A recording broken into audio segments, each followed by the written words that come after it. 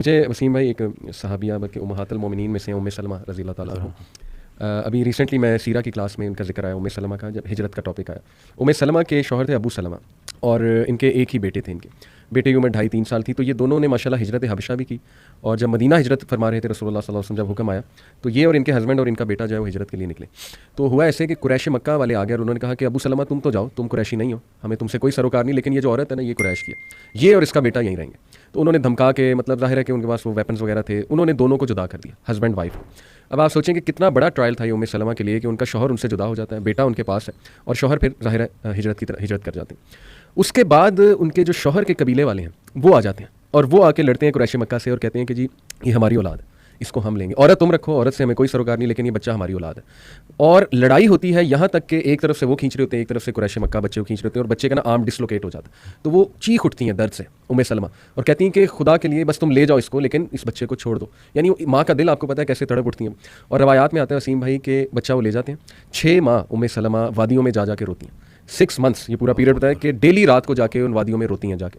यानी आप देखें किस एंग्विश और किस पेन में वो मदर होगी कि शौहर भी, लेकिन होप था, अल्लाह सुब्हानहू व तआला के लिए कर रही थी ना, और उन्हें पता था कि अल्लाह की तरफ से टेस्ट है और मेरी नीयत थी, मेरे शौहर की नीयत थी, हमने रसूलुल्लाह सल्लल्लाहु अलैहि वसल्लम के पास जाना, हिजरत करनी।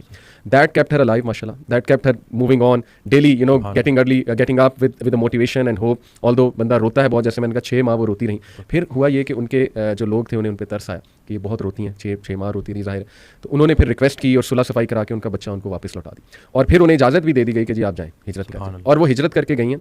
और वसीम भाई हमें ये पता है कि उनके शौहर की डेथ फिर हो जाती है अबू सलमा की, और इनकी दुआ बड़ी मशहूर है उम्मे सलमा की। जब इनके शौहर की डेथ होती है तो कहती हैं इन्ना लिल्लाहि व इन्ना इलैहि राजिऊन, अल्लाहुम्मा उजुरनी फ़ी मुसीबती वख़्लुफ़ ली खैरन मिनहा। कि अल्लाह, एक तो इन्ना लिल्लाहि व इन्ना इलैहि राजिऊन का तो ज़ाहिर है मीनिंग हमें पता है, और अल्लाह इससे बेहतर अब चीज़ मुझे जो अता करिए, जो मेरा लॉस हो गया।